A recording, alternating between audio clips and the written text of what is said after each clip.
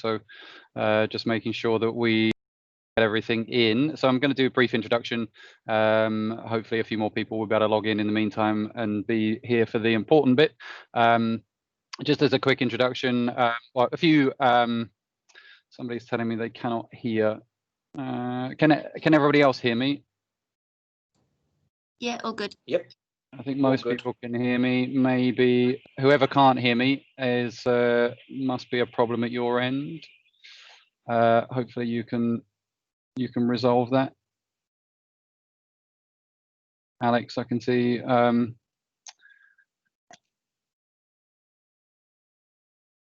Okay, I'm going to have to note something from our end, Alex. I'm going to have to carry on. Hopefully you can sort that out. So quick reminder, just please keep microphones to mute and keep the cameras off, just so that the bandwidth is saved for the presenters. Any questions that you have, please post them into the text box, which is top right hand side of the screen, second icon from the left. There is a sort of little conversation box, and you can put your questions in there. The speakers may pick up those questions and answer them as they progress, if they can. If not, Chris, who I'm going to introduce shortly, and myself will pull those out to facilitate answers at the end. So brief introduction, Connected Group, for those of you that don't know us, Connected Group is a Hong Kong and regional executive search and recruitment firm. We employ around 45 staff here, and we work across a whole range of industries and functions. I've been here for almost 20 years, and also worked across multiple industries. And we developed a social purpose at Connected Group, which involves supporting the not-for-profit community with both pro bono and low bono recruitment and talent support services. And as part of that journey, developing our network and connections in that space, both as an organization, we began to be asked to support searches for volunteer NGO board members, and as an individual I became involved in some board roles for not-for-profits as well. So it led us to start thinking about talent development in this space, which was how I learned about the Financial Times programs that Chris will talk more about. And as we head into next year, we're going to start developing a more proactive candidate marketplace that will support the board and advisory community in Hong Kong to access both commercial paid and volunteer NGO positions, which we will obviously share more with you about, and we are in discussions with FT and looking at their programs and how they potentially can filter into that platform as well. So that's our goal, is to drive more talent development in the field, and I'm going to hand you over to Chris, because Chris will talk more about the FT's professional development in this space, and I will pick up with everybody towards the end. So I hope you enjoy the presentation, and Chris will also introduce the next speakers. Thank you. Hi, good morning all, and thank you very much to Connected Group and Matthew for inviting the Financial Times Board Director Program to contribute to this event. So for those that don't know me, my name is Chris Moon, and I'm the Director for the Board Director Program in Hong Kong and Asia. The Board Director Program provides both aspiring and existing directors with the skills and the tools and the knowledge to ensure that they can contribute both confidently and effectively in the boardroom. Now, when I tell people about what we do, the question is very often, why would a newspaper conduct board training? Question. And the very short answer to that is the financial crisis of 2008. Now, at that point, many people asked the question, did board directors know what they were doing, or did they simply look the other way? Now, the FT had been running a non-executive director club and community for several years already, and we did do some ad hoc events. But when the crisis happened, it became abundantly clear that the role of the non-executive director, it needed to be professionalized. Directors, they needed structured and coherent training on what constitutes not only strong corporate governance, but also effective board behaviors and risk management and financial controls. Now, corporate governance features pretty heavily in the FT journalism in any case. And at the time, we were actually owned by Pearson Education, and they are the largest education provider in the world. So with their support and with their educational guidance, the London team were able to introduce the Financial Times Non-Executive Director Diploma, and that was back in 2011. Now the course, it's a 6-month course. It's a postgraduate BTEC Masters Level 7 externally accredited qualification. It's the only one of its kind. In 2013, we then also brought this over to Hong Kong, and since then we've extended the program to cover other jurisdictions. So now we cover jurisdictions such as Singapore, and I'm glad to see Andy Cooper has joined us here today.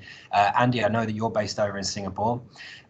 We've also started running workshops in Japan and also China. In addition to that, we do also conduct bespoke, tailor-made workshops, and we've done those, for examples of those are World Bank, the Asia Development Bank, and Virgin, a few other listed companies as well. And we've conducted some training for NGOs and aspiring NGO board members as well. Now, so the next non-executive director diploma cohort, that starts in March of 2021. I'm pleased to say that we are also running our first workshop based on mainland Chinese governance, and that is next week, December 16th. Plus, we have a 2-day workshop early next year. Now, as well as the training courses, though, we do run a robust alumni community. So this involves frequent events, including panels, personal development workshops, and then simply casual networking drinks, although of course the latter at this stage will only return once circumstances allow. So please do get in touch with me if you want to learn any more about the program. And with that, I would like to hand you over to 2 members of our faculty, Frank B and Melody He. Now, Frank and Melody are both partners at Ashurst. They're a corporate law firm. They're also our program partner. A lot of our training includes things like legal director duties, liabilities, also corporate governance. And we can't do that training without this kind of expertise. So a very, very warm thank you to Ashurst for supporting over the years. And Frank and Melody, over to you. Thanks, Chris. Morning, everyone. My name is Frank B. I'm a partner at Ashurst Hong Kong, specializing in ECM, M&A, and compliance matters.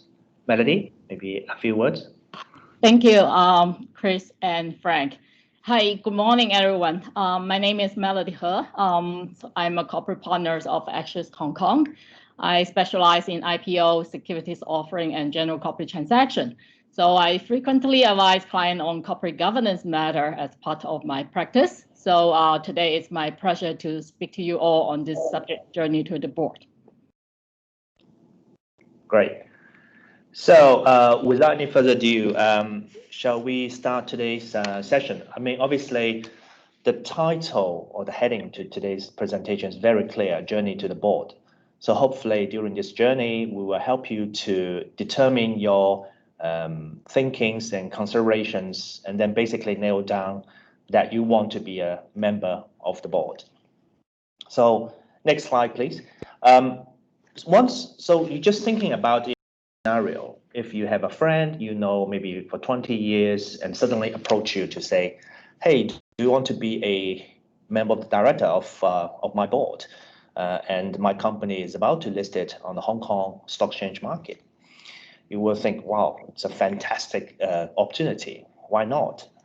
But before you make that decision, what you need to think through during this process, and that's exactly today's purpose for the talk.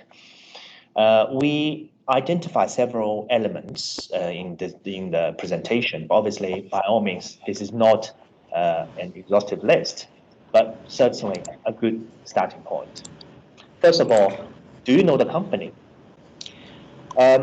Maybe you know this friend for 20 years, but do you really know the company itself?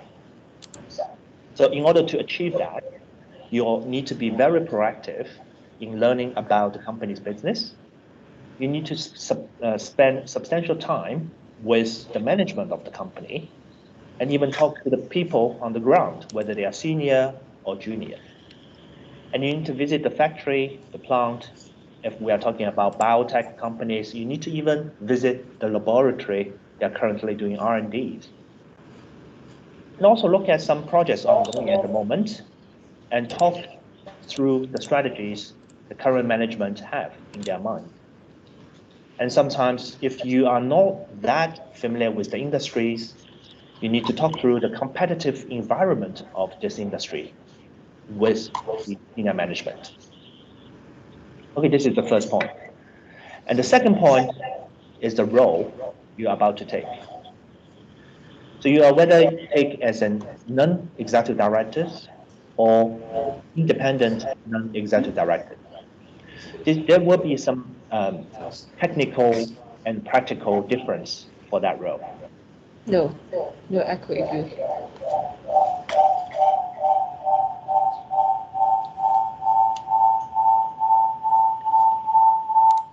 Hello? Okay. So do clarify with the company whether you are taking which role we are talking about. And further, the third element is the legal implication. As I mentioned, if you are taking as an executive director, you will be an employee of the company. But if you're talking about non-executive director or independent executive director, you are actually talking about a non-employee scenario. So there will be a total difference in terms of the legal implication of your role. And also, I think you need to clarify with the company what kind of undertakings you need to make, whether with the company or with the regulators. So just give you one example. If you are taking on board a director on a Hong Kong listed company, you need to do the undertaking with the Hong Kong Stock Exchange about your personal undertaking to comply with the listing rules. So this is a very, very stringent undertaking. And therefore, before you make that commitment, you need to understand the implications of that undertakings. And obviously, you need to sign the engagement letter. Sometimes it's a service contract or letter of appointment. This basically will help you get on board. So these documentation you need to review carefully with legal mind and practical implication. Finally, about the value of your contribution. Each company have their diversity, and especially nowadays from the Hong Kong Stock Exchange perspective, they encourage more diversity. The diversity doesn't simply mean the gender. Sometimes can be age, can be culture, can be background, such as your education background, qualification background, and sometimes your professional qualifications. So all these kind of things will count for the value you will be able to commit into the company. Okay, next slide, please. And we just run through 4 elements, but is that enough? Certainly not. The 5th element will be the commitment. And let me give you just one example. In Hong Kong, there's a famous electrical member. He is actually taking 16 companies independent non-executive director role in the listed companies. So people will just wonder whether he has enough time to commit himself into various meetings, and sometimes in the peak season for AGMs, can he make himself available for every AGM? So all these kind of questions is really, really difficult, and for a people with too stretched time schedule to commit himself for that roles. So make sure that you have enough time and effort to do that. The next one's conflicts. Conflicts is very easy to understand, but sometimes it's very difficult to clear in the practical means. Let me give you one example. I was invited to be an independent non-executive director for a company to be listed in Hong Kong. So I think that is a good opportunity, good for the firm to have some partners on the board of listed companies. So I think, wow, it's a great chance. And then I talked to the other partners and internal, especially our general counsel in Ashurst, and just realized that I need to submit a 20-page long submission to justify my intention to become a director. and also to clear all the conflicts within the firm, whether we will act for this company or sometimes act for the other side of the company. So all these kind of things, you will suddenly realize you do need to clear. And if you, especially in a large organization, you do need to make sure that you have sufficient time left to clear the internal conflicts you may have. And exposure, it's very easy to understand that if you become a public company's director, your personal information such as your age, CV, and sometimes your personal residence will be exposed in the public. You also need to attending these AGM, as I mentioned, to be a board sitting on the stage. All of these kind of exposures need to prepare yourself before you join the board. And finally, the challenge. You need to have the courage to speak up. And this is particularly important for independent non-executive directors, given that they are expected to be independent in mind, but be able to bring in a fresh pair of lens.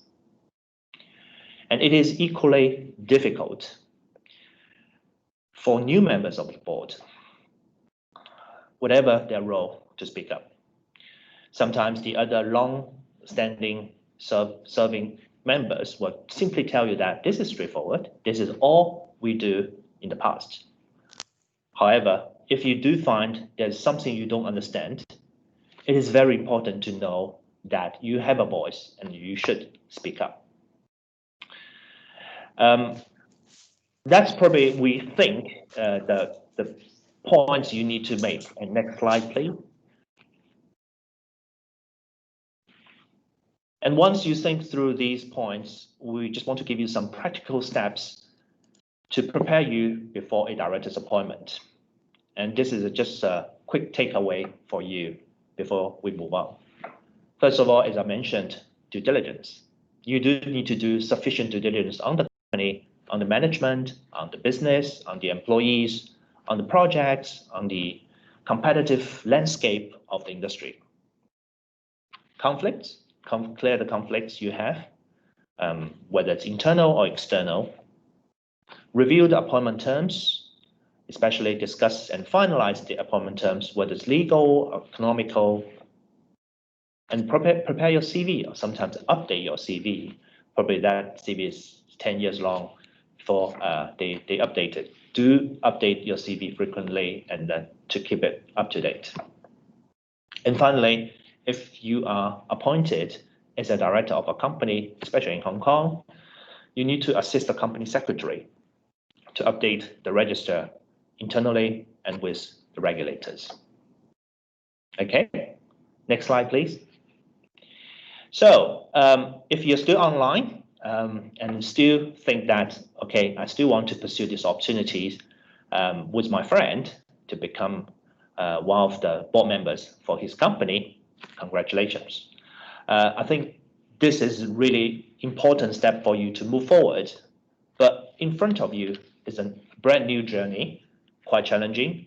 And then there will be lots of potential traps, potential difficulties we need to face. So let's face these potential challenges you may have when you become a board of members. Next slide, please.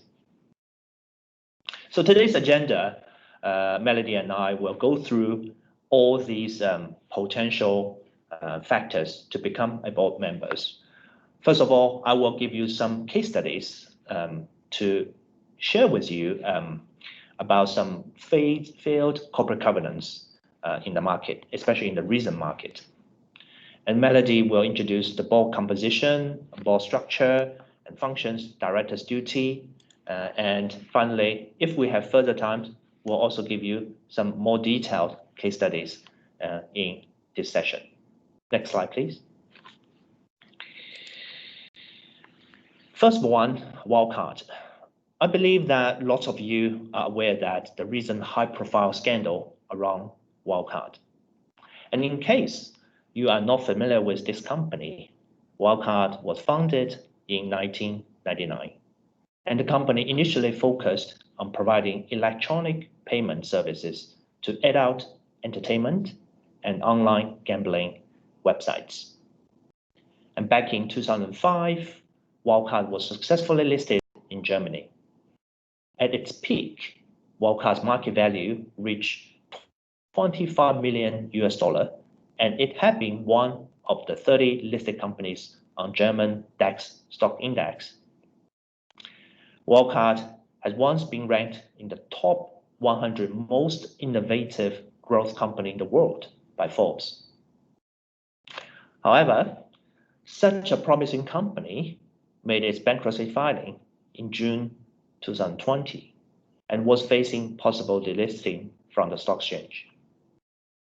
How that could happen, basically? You may ask these questions by yourself. In 2015, credit to FT, FT started a series named House of Wirecard, raised questions about Wirecard's inconsistent accounts by exposing some leaked internal correspondence and documents. And in 2018, the group's own legal staff in Singapore began an investigation into 3 members of the finance team.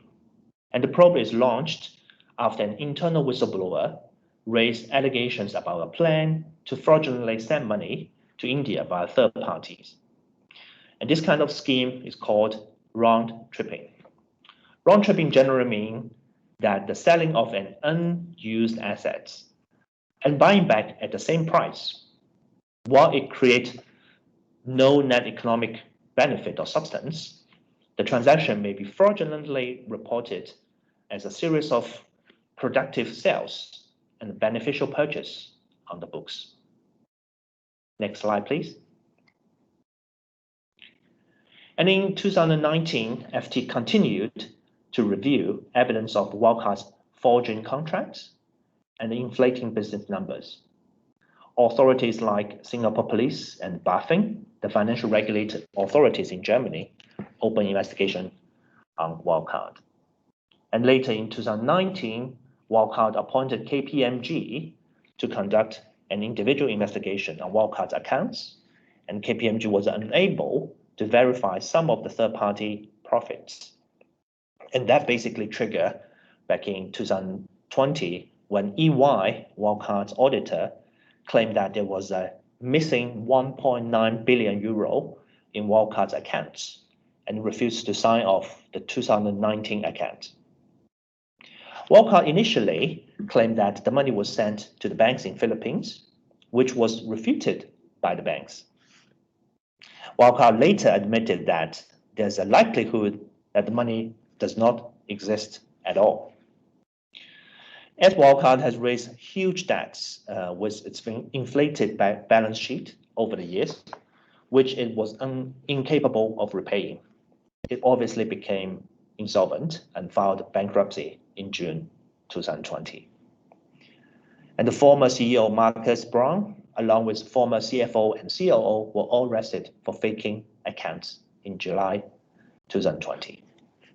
So from the corporate governance perspective, I think there are probably 4 reasons contributing to the fall of Wirecard.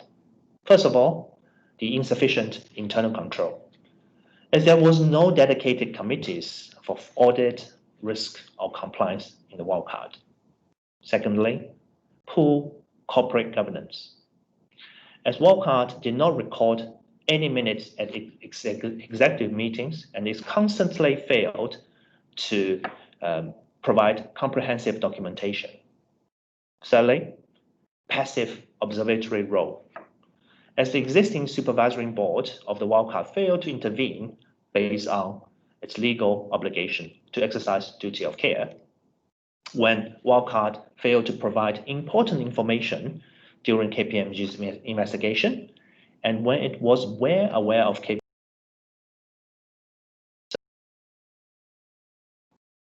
Finally, board insensitivity to red flags. There's lots of red flags existing in Wirecard's business throughout the years, which clearly warranted the board's attention and immediate actions. But Wirecard didn't do anything from the board level. So all of the above suggests that the board should have been more concerned about the company's internal control and corporate governance policies. And the board's insensitivity to these issues have snowballed the problem and eventually led to the burst of the bubble. Next slide, please.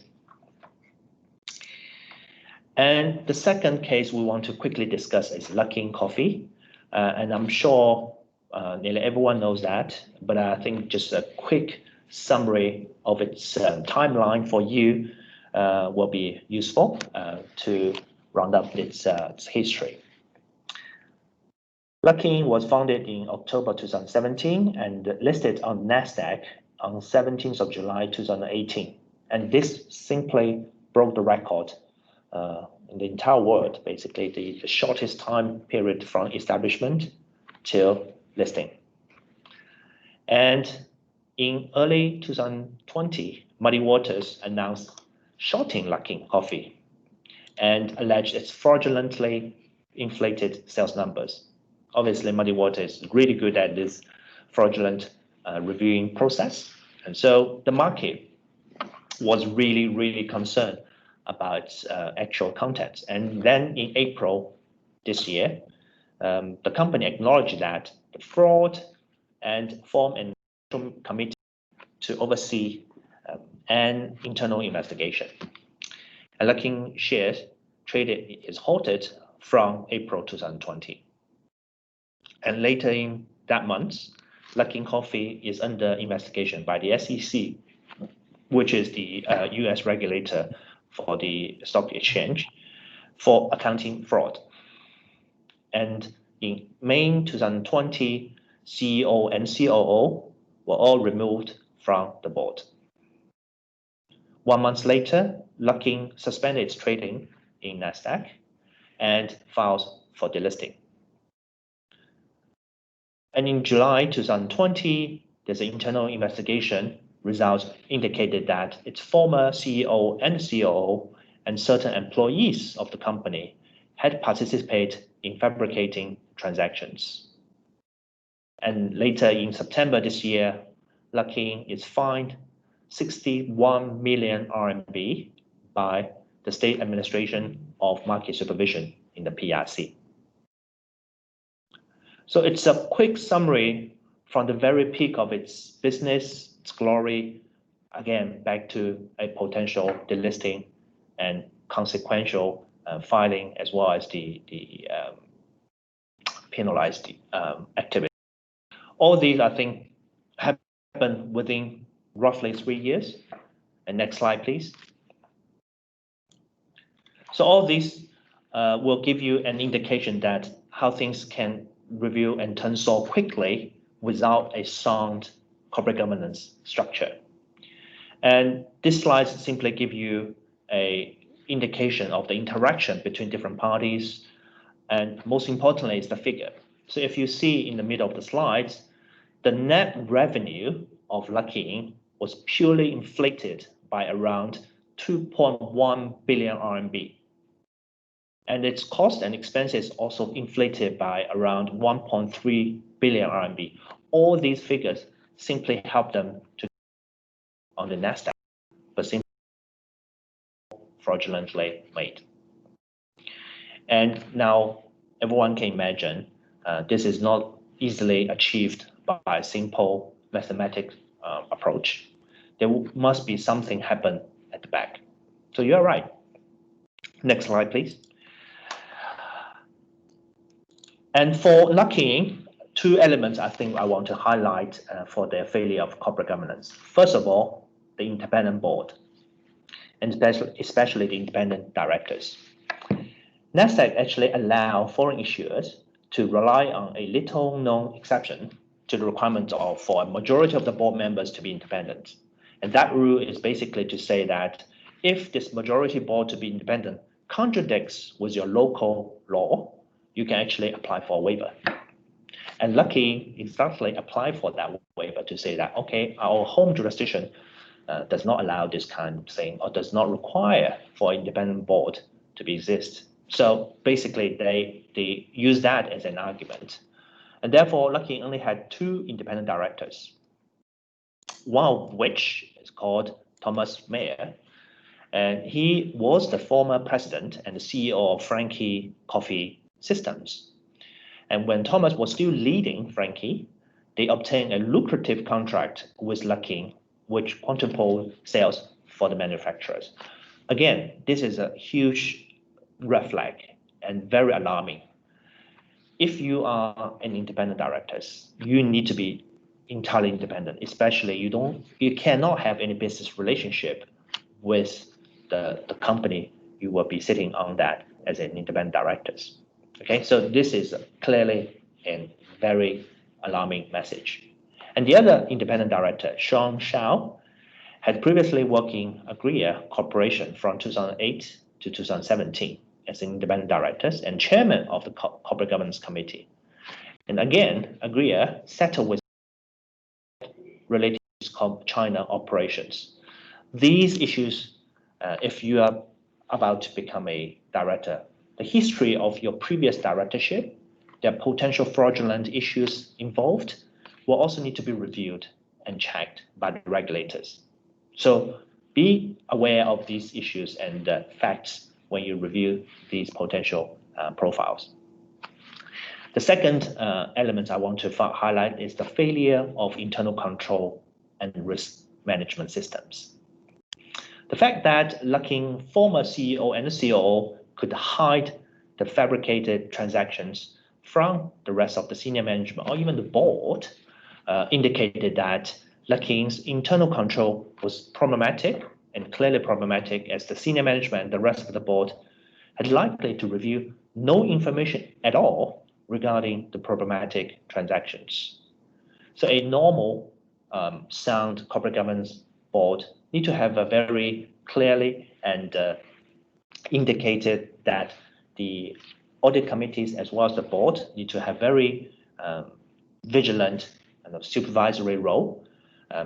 All these accounts need to report to the audit committees for review. Once they review that, they will submit the same to the board to review again.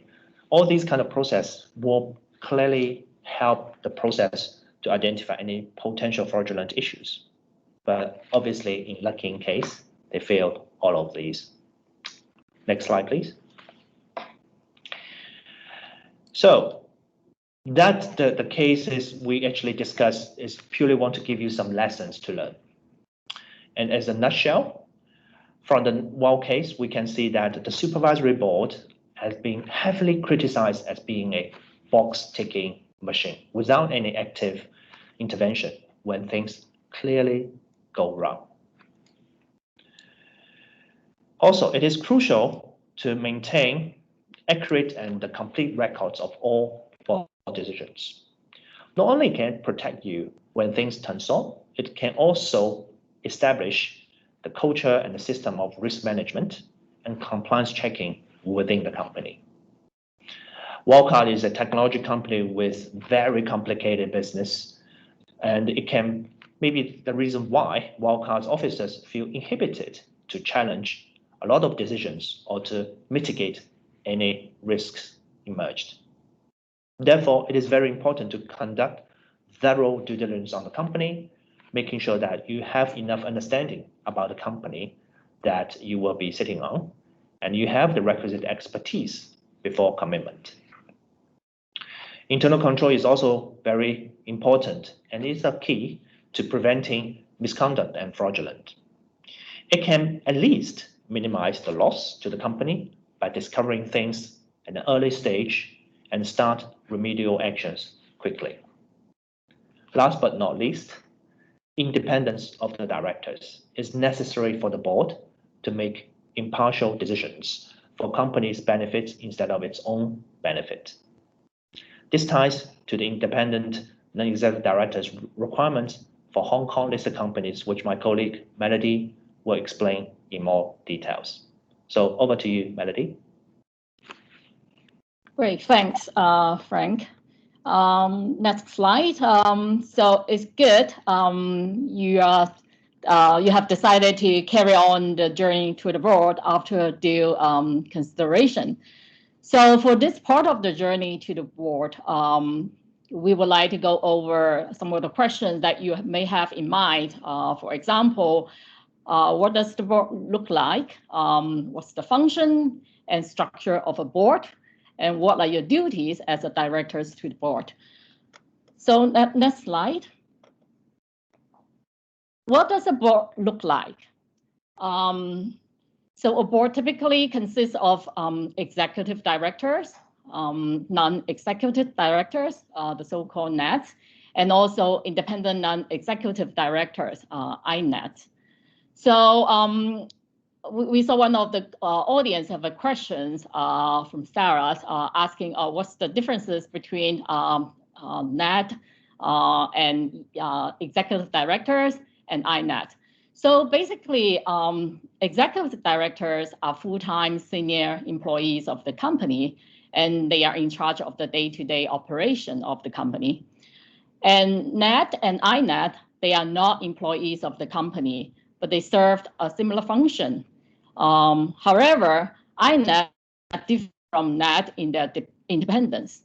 For INED, they are independent from the company so that their judgment can be independent and they can be kept unbiased.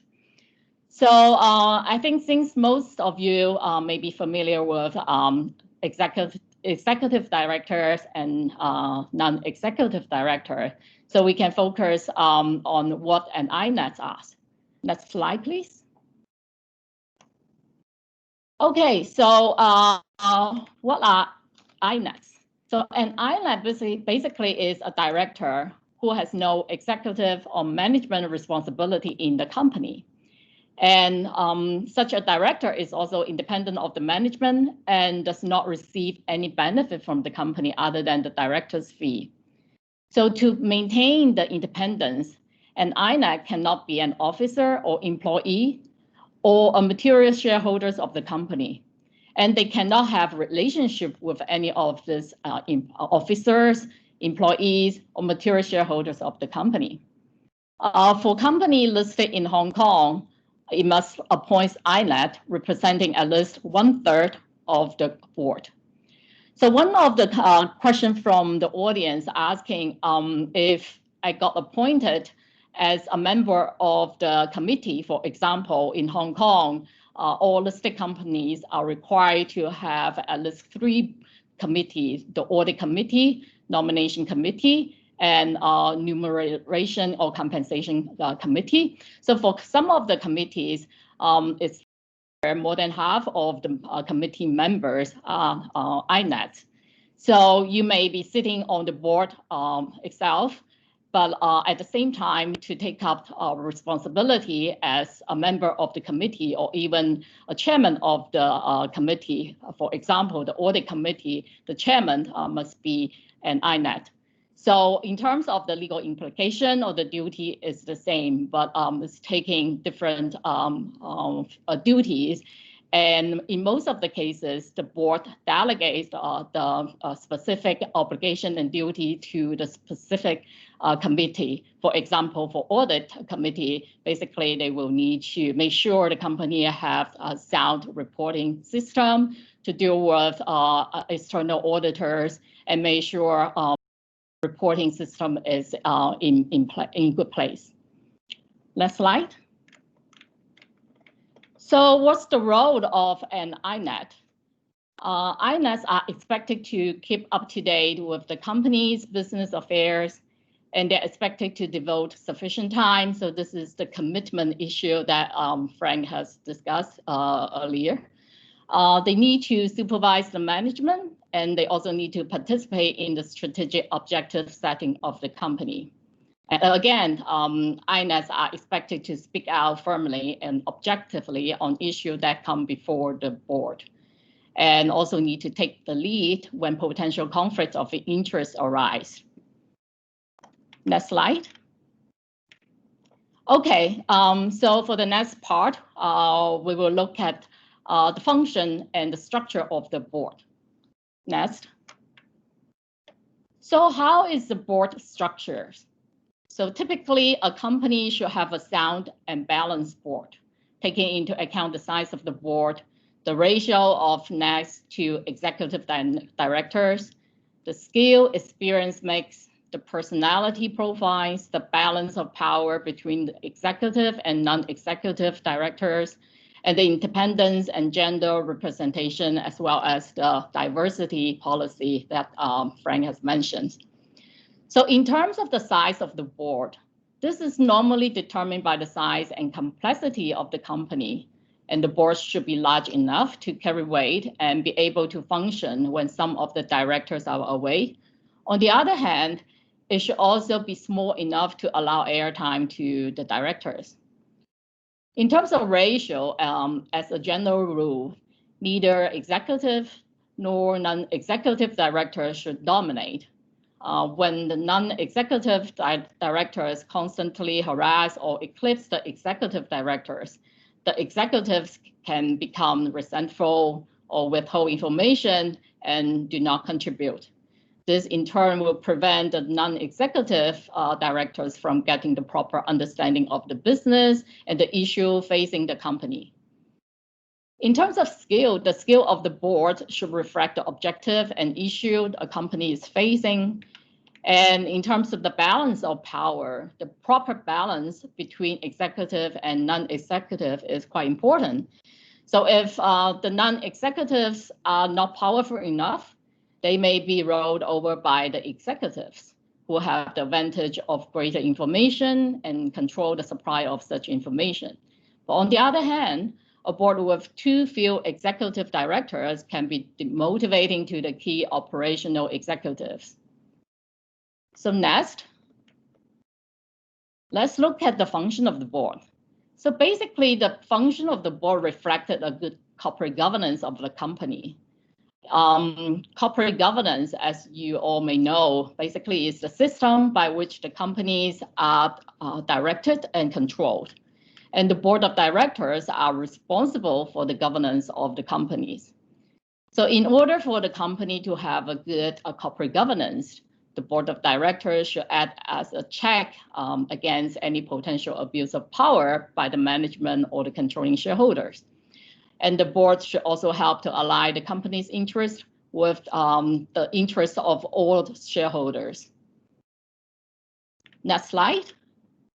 Let's look at the duties of directors. Next. So you wonder, as a board member, as a directors of the board, what's the duties I need to perform? So there are basically two sources of directors' duties. One is from the internal documents of the company, and the other from the external sources. In terms of the internal documents of the company, this may include the company's articles of associations, which set out how the size of the board, how the board members can be appointed and removed, and the corporate governance of the company, etc. And the other important internal documents can be your service contract or appointment letter, which set out the terms of your appointment, the May compensation clause, and the expected duties, commitment from you. So basically, every company should adapt the corporate governance based on its own unique circumstances. In terms of the external obligation, this may come from the common law, which we will get into the detail of that later. And also the relevant statute, for example, in Hong Kong, the company ordinance provide a good source of directors' duties, which we will also go over in the later slide. And some other non-statutory rules, codes, and guidelines are also good source for external, for directors' duties.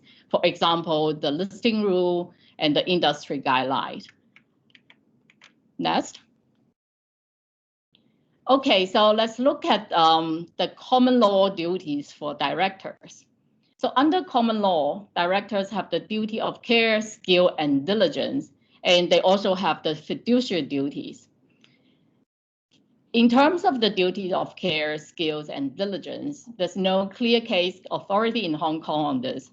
And most of the case law on this point are from other common law jurisdictions, such as the UK. And the old case law focuses on the knowledge and experience a particular director's possesses, so which is the so-called subject test. Under the common law fiduciary duties, a director has a duty to act in good faith in the interest of the company and has the duty to exercise power for proper purpose, also a duty to avoid conflicts of interest, and also the duty not to make secret profits. Next slide. Okay, so the duty sourced from the company ordinance in Hong Kong. As I mentioned, the Hong Kong Company Ordinance imposed statutory duty of care for directors. And this, in discharging their duties, both the objective tax and subjective tax are considered. So in conducting themselves, all directors must have the general knowledge, skills, and experience that may reasonably be expected of a person carrying out the function of a director of the company. So this is the objective tax. And in addition, the director must also have the general knowledge, skills, and experience of that particular director's has. And this is the so-called subjective tax. So you may wonder what's the actual differences in these two tests. So let's look at an old UK case in 1906, which is about 120 years ago. So in this case, a company was incorporated with the object of purchasing about 12,000 acres of estate in Brazil and to grow and cultivate rubber, coconuts, coffee, and other produce. To raise funds to purchase estate, the company invited investors to subscribe for its shares and issued a prospectus. So sounds like a typical IPO in today's market. And the directors of the company were all introduced to become directors by the promoters of the company. One of the directors was absolutely ignorant of business. And it was noted by the court that he only consented to act because he was told the office would give him a little pleasant employment without incurring any responsibility. Another director was a banker. He was 75 years old and very deaf, which raised the question whether he can properly discharge his duties. So this director apparently approved the prospectus. However, it turned out the information about the areas of the estate, the number of the rubber tree in the prospectus is not true. And those statements are from a report prepared by a person who professed to have personal knowledge of the estate and have inspected the estate. But it turned out that although this person had in fact been in Brazil, he's never anywhere near the property. And he actually just made up the report in London from some candy data and his own imagination. So the director apparently accepted the report without any inquiry. And then shortly after, the company was put in compulsory winding up. The articles of the company contain a provision saying that a director shall not be liable for any loss during the execution of his duty, unless it's due to his own dishonesty. So the judge in that case found that there was no dishonesty on the part of the directors. And in formulating the standard of duties of director's duty, the judge found that a director is required to act with such care as is reasonably to be expected from him, having regard to his knowledge and experience. So he may undertake the management of a rubber company in complete ignorance of everything connected with rubber without incurring responsibility for the mistake that he made. However, if he is acquainted with the rubber business, he must give the company the advantage of his knowledge. So you can see from the judge, the reasoning, basically only the subjective test apply and then no objective test is considered. So a note to note, this is no longer the good case. As mentioned, the Hong Kong Company Ordinance has codified the duty of care, skill, and diligence with both the objective tax and the subjective tax written in the statute. So in today, if this case is determined by the court, the director will be found breach of their duty because he doesn't perform and meet the objective task. And the company ordinance also require a director to declare the nature and extent of his interest in any transaction or contract with the company, which may be significant to the company's business. Next slide, let's look at the listing rules duty.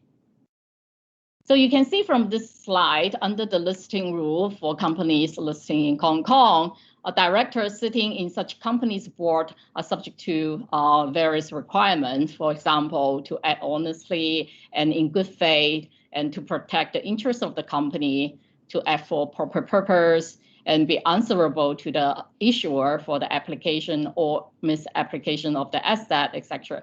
So you can see this is quite similar to the common law director's duty. Last slide.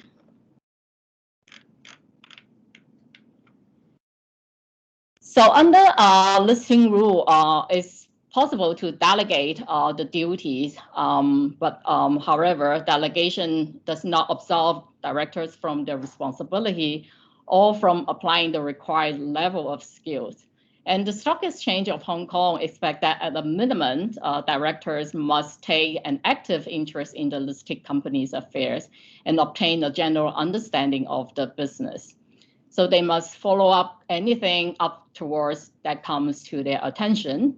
And they also cannot satisfy the required level if they just pay attention to the listed company's affair by attending formal meetings. So they need to understand the day-to-day operation of the business and put more time and commitments to the company.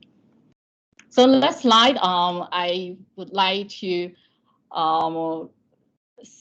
look into how we can apply the director's duties and responsibility in real life case.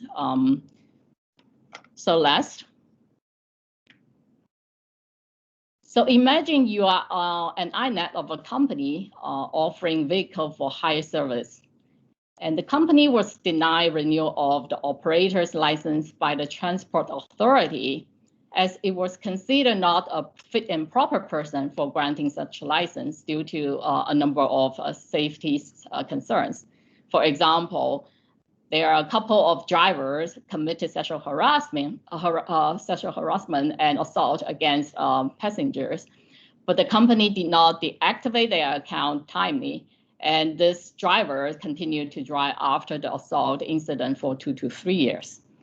And there are also flaws in the company system, which allow the unauthorized people to upload their photos to legitimate drivers' accounts and enable them to pick up passengers.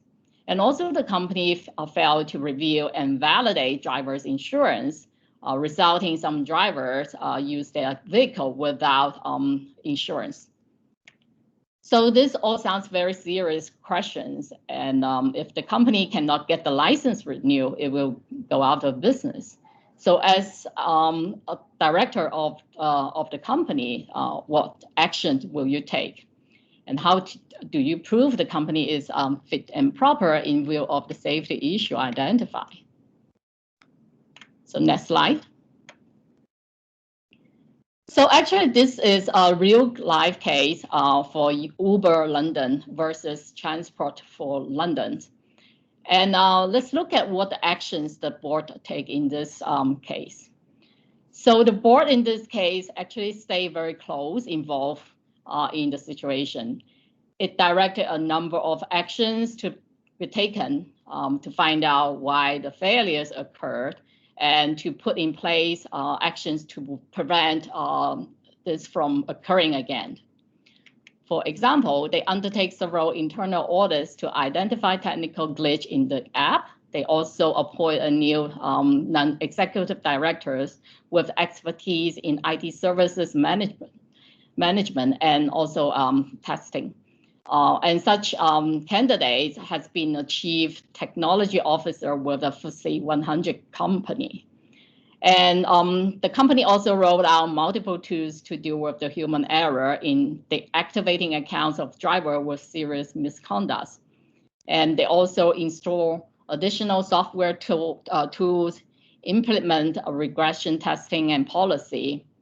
In terms of to address the insurance documentation issue, they adopt a system called InstaDoc, which allow the insurers to send insurance documents directly to the company to verify the insurance. And also they deploy trained and experienced agents to review insurance documents at least 4 to 6 times and to prevent any insurance fraud. And they also commission an independent IT consultant, KPMG, to undertake a review on the changes that they have made. And the report from KPMG also confirmed the improvement. Last slide. So in deciding the case, the court made a few key points. They noted Uber London has implemented measures quickly to improve. Although proper rectification does not excuse gaps, the court is satisfied that the issue was dealt with very promptly. The court also noted intervention of the court, and the involvement of the board has a very critical role as a check on the operation of the company. The court said actually fit and proper does not require perfection, but only a reasonable business with improving pictures. And the court is satisfied that Uber is doing what a reasonable business in their industry could be expected to do, and perhaps even more. So last slide. So also to the court, insight is very critical to change and critical attribute to a fit and proper person. The court prized the non-executive chair lady of the board, Ms. Powers Freeling, and also the regional general manager and executive director, Mr. Haywood. They both show real insight into the failures and the evidence to the court that clear change that the company had implemented. So the court ruled that Uber London is a fit and proper person to hold a London private hire vehicle operator's license, and despite their historical failing. So in making the ruling, the judge emphasized, I have to say, the intervention of the board have been critical in my decisions. So I think this is a case, a very good example of how the board plays a critical role in leading a company through the difficult times and exemplify how to discharge the director's duty properly. So next slide, we can look at the profile of the London Uber board, which is actually different from the listed company itself in the US. And in my view, Uber London's board composition show a very good, sound and balanced board structure. So you can see there are 2 female directors out of a total of 5 board directors. 3 of them are non-executive directors, and the board member have very good mix of industry background and skills, ranging from like banking, finance, to manufacture, insurance, technology, digital, etc. So such a diverse expertise meets the demand of the many issues Uber London's business is facing. And I believe this is also a very critical factor in the success of Uber London's board in handling the crisis that the company was facing.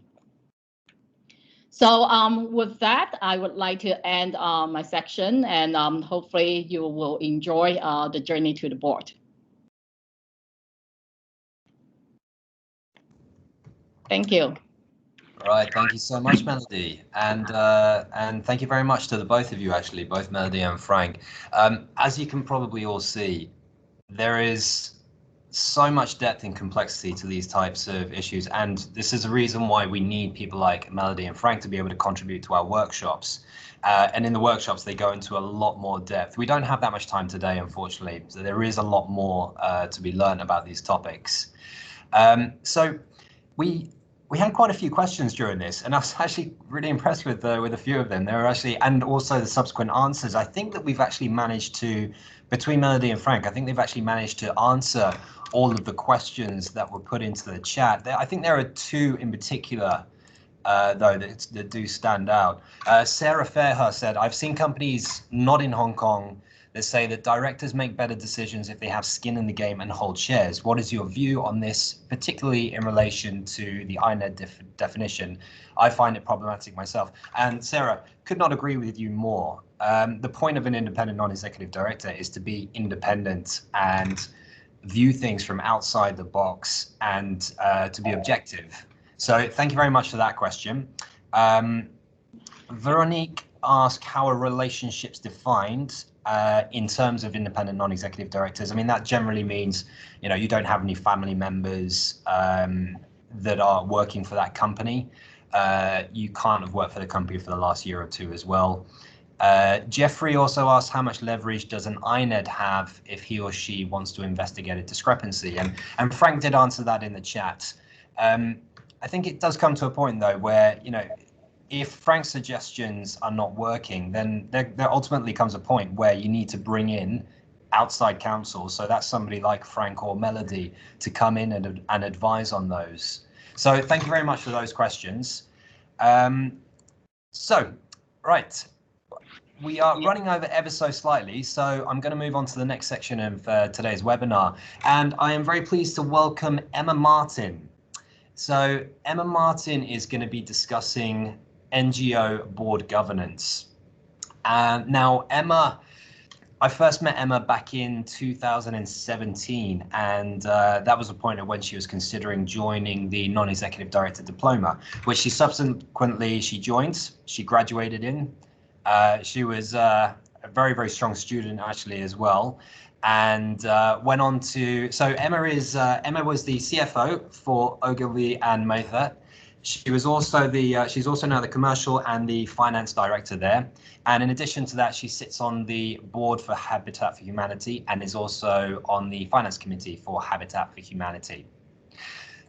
So Emma, I'm going to pass it over to you, where you're going to be talking about NGO board governance. I am. Thanks, Chris. Can you hear me okay? Yeah, sounds good. Fab. It's good. So thanks for everybody this morning. Just a quick session to round off on working on NGO and charity boards. As Chris said, I'm a board director for Habitat for Humanity Hong Kong. Their beautiful vision, a world where everyone has a decent place to live. So I'm very lucky to be part of that organisation. I have been with Ogilvy, as Chris said, for the past 20 years. I was their auditor at one point, and then joined them in London, and they've moved me. I've been lucky enough to live in 4 or 5 markets around the world with Ogilvy. Currently based in Singapore. We got back here a couple of months ago. In 2018, I did the FT Board Director Programme. What drew me to that was to help use my skills to make a positive influence on a business beyond just being an employee. But also as a self-confessed geek, I quite enjoyed learning again as well. So it really was a fascinating programme for me. And towards the end of that programme, I was lucky enough to be asked to join the Finance Committee for Habitat for Humanity. I spent a year on the Finance Committee, and then I graduated to be on the full board in December 2019. Habitat's boards are an amazing place to be. I've been so lucky to be part of that. They're super diverse. The chair is female. It has an amazing... My camera's off. Sorry. I'm going to try and turn it back on again. I hope this works. I'm going to assume that has. Let's hope so. It's a super diverse board. The chair is female. It has a great split of diversity in terms of gender on the rest of the board. But one of the coolest things is the age diversity and the backgrounds of the people. There are guys on that board who started Habitat in Hong Kong 15 years ago, and they are... their experience and their life experience and the things that they've seen through their professional, also their social presence in Hong Kong is something I've never come across anywhere else in my work. So I've been able to learn from these incredible guys who've been in Hong Kong for so much longer than me. And I've also learned from people from really different backgrounds. Habitat has people who are strong in accounting, myself and the treasurer. They've also got communications people who are very strong in real estate and in housing, people who know a lot about not-for-profits and about fundraising. So it's a very diverse board. And also the internal governance of that board is very high. We have committees, they have a lot of transparency in terms of the information that is shared, and Habitat work very hard to make sure that the board are fully informed and they're actively encouraged to raise questions. Not all NGOs are the same as Habitat. Habitat have done that over the last year or so. They've worked very hard to raise their internal governance levels, but you'll find a whole mix if you join an NGO in terms of how organised they are internally. Once you've decided you want to try it out for a board opportunity, then let's talk quickly about how to find those opportunities. For me, I wanted the qualification first. So my qualification with the FT helped me to feel I had credibility, to help my learning, and to also open up a network to support me as I was looking for board positions. I wanted to start with an NGO or a committee to help me get some experience. Although at some point I'd love to do a corporate board, but I was excited to just get some experience and just to kind of learn from different kinds of people. So that was the way that I wanted to go in, and I just started talking to people about it and saying that this is what I wanted to do. And I was very lucky that Jo Hayes, who's the CEO for Habitat, was just going in, and she was taking a look at, and the board together were taking a look at refreshing, maybe bringing in some new people. And so I let my network know that it was something I was looking for, and I was lucky enough that Jo was able to open that door for me. Now, if you're thinking about an NGO as an easy option, it isn't actually. You need to make sure that, just as you would with a corporate board, there are plenty of commitments to make. For Habitat, there is a quarterly meeting for the Finance Committee and a quarterly meeting for the board. But you need to, not just for those couple of hours a quarter for each of those, but also you need to prepare in advance. You're expected to have read the board pack and got your head around the numbers before the Finance Committee, to have raised your questions in advance and be ready to bring those and discuss at the meeting. The meeting is not there to kind of take you through the papers. The meeting is there to have the meaty discussions. So you do need to put time aside to make sure you're prepared before those meetings as well. There are also the opportunity to get involved in projects. Habitat this year in Hong Kong has been looking again at setting its strategy for the next 3 years. How do we make sure that we're aligned with the global strategy, and how do we then translate that into the everyday activities and the focus for Habitat in Hong Kong itself? So that's something that I opted into as a director. I was really interested to be part of helping with that. So projects like that will come along, and as a director you will have the opportunity as an optional extra to involve yourself in that. But it's great to do these things because you get to know the business really well. You get to know the people in the business really well from working with them in a different way. So to help you really understand and be a really strong director. And then in 2020 in particular, what a crazy year it's been this year.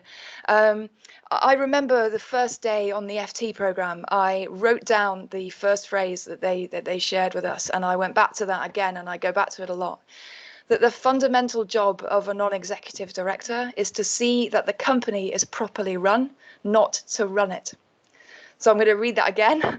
The fundamental job of a non-executive director is to see that the company is properly run, but not to run it. Now, personally, I've found that quite challenging. I've spent 20 years finding problems and then going to fix them.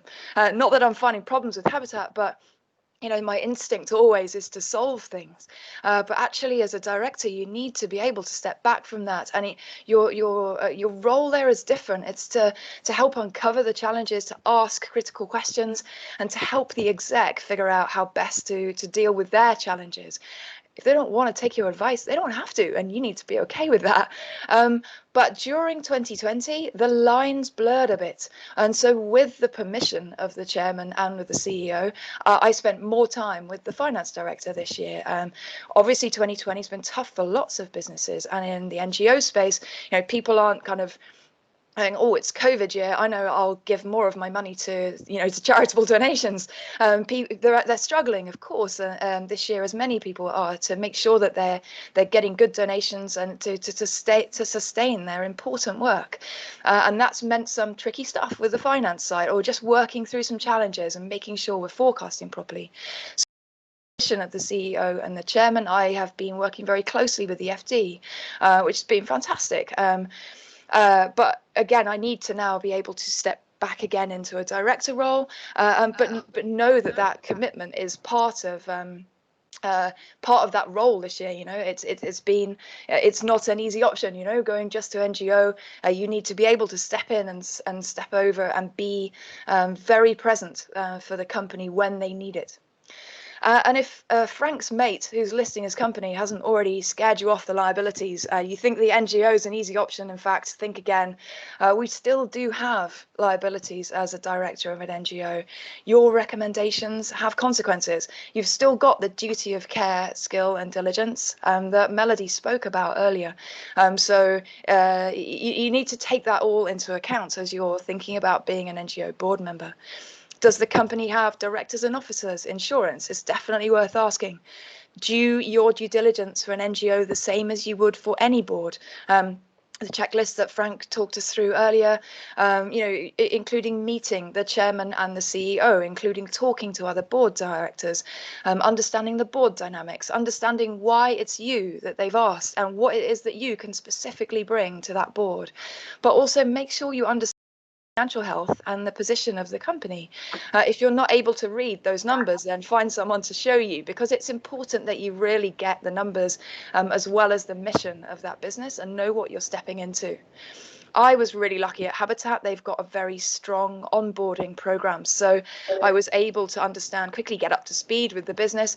And obviously, having been on the finance committee, I was already in the weeds and the numbers, but it might not be the same everywhere. So don't be afraid to ask heaps of questions and keep asking until you're confident that you've made the right decision and an informed decision.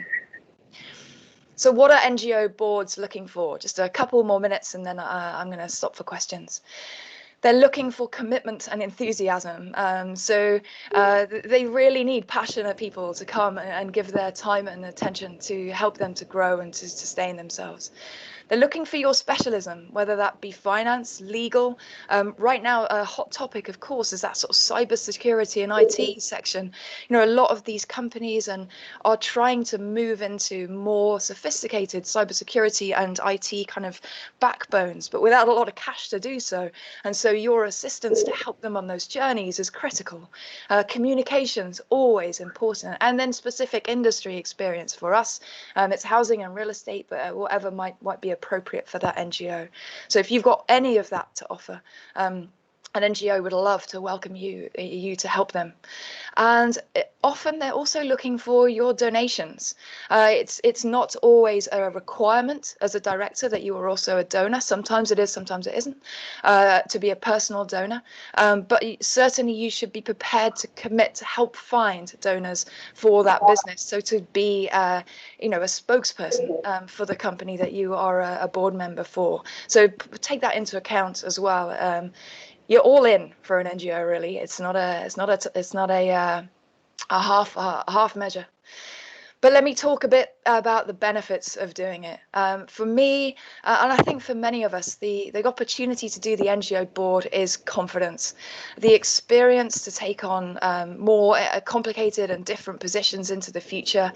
You really learn so much from being part of any board. For credibility as well, it's great on your CV, as Andy's question earlier, to have actually been on a board, no matter what size or scale or wherever that board is. Everything will add to your credibility and your experience there. Connections, so exposure to new thinking and perspectives, but also particularly in Hong Kong, a lot of those boards there's a lot of family-owned companies in Hong Kong. A lot of the same people are board directors on lots of different companies. Your ability to break in as a new board director, it's not always that easy. So the more people that you meet and the more connections that you've got, the easier it will be for you to find out about opportunities in the corporate roles and to be considered for them. So confidence, credibility, and connections. My last one is karma. Giving back is one of the very best ways to bring a positive impact to the world and to feel great about your place in it. And giving your time is a really great way to do that. Thank you. Thank you so much, Emma. You know, over time, with all the people that I've worked with on the diploma, all of the, you know, these hundreds of people that have gone through our program since I started here, there are certain people that that will go on to join an NGO board. Some, people then go on to their corporate boards and so on as well. But you can see how passionate they are about joining these NGO boards. And so for some of these people that have started with an NGO board and then they've got a corporate board later on, a corporate board position later on, they still keep.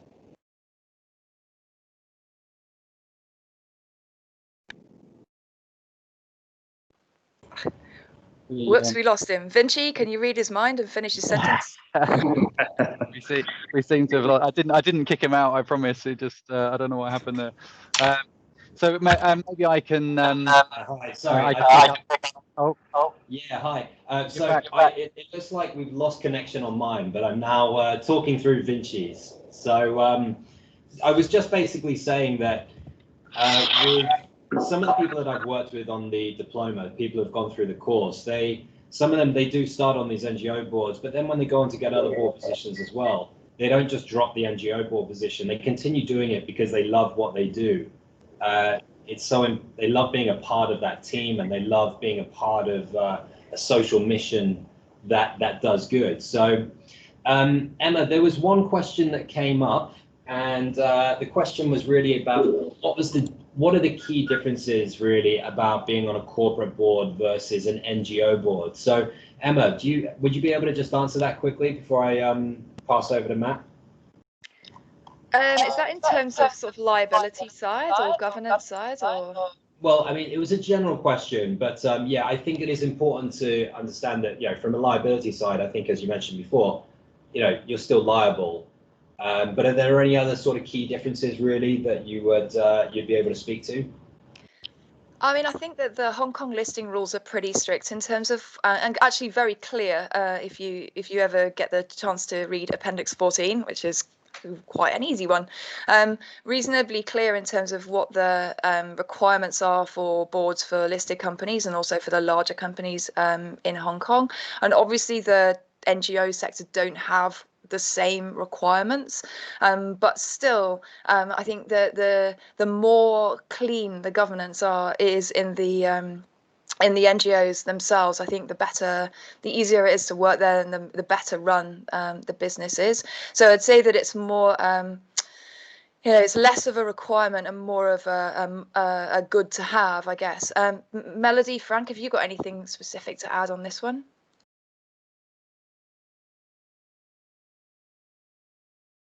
Yeah, Emma, I agree. Like in terms of legal liability, there's no differences between a corporate board member and also NGO board members. And I think a lot of the practical differences actually stem from the functions of the NGO, the charitable nature of the business. So the expected behavior or the duties may have a slight different levels from like listed companies or a general corporate in Hong Kong. But in terms of the overall duties, and if the NGO is incorporated in Hong Kong, they're still subject to the Hong Kong company ordinance requirements. I think I agree with you, Emma and Melody. So basically, if you are also talking about a listed company, obviously you were subject to some other regulators' scrutiny. But certainly, if you are talking about the general director's duty, as Melody mentioned, I think it's purely based on the corporate governance under the company's ordinance. But certainly, for the listed companies, there's more to come in terms of the SFC as well as the Hong Kong Stock Exchange. Yeah, thank you. Right, okay. Well, as you can see, I've stolen Vinci's laptop from her because mine wasn't connecting. Okay, I think that covers all the questions that we have for Emma and Frank and Melody. So again, thank you very much for that. And thank you so much to Emma, Frank and Melody for contributing to this. And with that, I'll pass you over to Matthew. That's great. Thanks, everybody. Yeah, just echo. Well, thanks to you, Chris, for your involvement and facilitation. Thank you, Melody and Frank, and for really knowledgeable, insightful presentation. And Emma, thank you. And unfortunately, we couldn't see you because the camera didn't seem to work, but your energy and enthusiasm was clear, very clear, and that came across really well. So thanks so much. I just wanted to add, just with regard to NGO boards, just some of my own experiences that one of the things that although I haven't sat on corporate boards, I've worked with corporate boards and worked with corporates, and then I've sat on an NGO board, and that board is the Fair Employment Agency here in Hong Kong, which is ultimately a domestic worker agency under the Fair Employment Foundation. So my view and value has been the corporate and commercial insights of running an agency. And one of the adjustments that I've had to make is to be mindful of the cause as I give my commercial insights, because sometimes the commercial imperatives can come at the expense of the cause that an organization pursues, and so you sort of need to work a little bit on that balance. That's been a transition that I've had to make, but I will also echo what Emma said about sort of karma. I mean, I think it's it's been an incredibly meaningful process to go through, and I've had a lot of learning from the passion and involvement of those people. And I think that whilst corporate boards can be quite stressful and even combative at times, I think that working on an NGO board, because you're effectively volunteering your time most of the time, people are very thankful and appreciative of your efforts, which is also nice. And so just as a note, and we'll send out some information afterwards, but Recruit for Good, which is recruit4good.com, is a platform we launched, which is a free job board for not-for-profits in Hong Kong. We do post advisory and board volunteer roles on there from time to time, and we'll look to do more of that next year as a free service to the not-for-profit community, in conjunction with building the commercial marketplace for board and advisory talent in Hong Kong. So watch this space, and that's really it for today. I mean, thanks for all of your time in attending. Thank you for all the contributors again, and we will follow up with an email to everybody with all the relevant information that we can share post this, including all the contact details. Do we have the same in Singapore? Not at this stage. Although so Recruit for Good is purely a Hong Kong initiative, but can be extended to another location if we identify a partner that might want to work with us there. For the corporate board marketplace that we will develop, that will potentially be multiple locations over time, probably starting in Hong Kong as a proof of concept, and then rolling out from there. Great. Thank you very much, everybody, and we hopefully will see you all again soon. Thank you. Thank Thank you. you. Bye. Thank you very much. Have a good day. Thanks very much.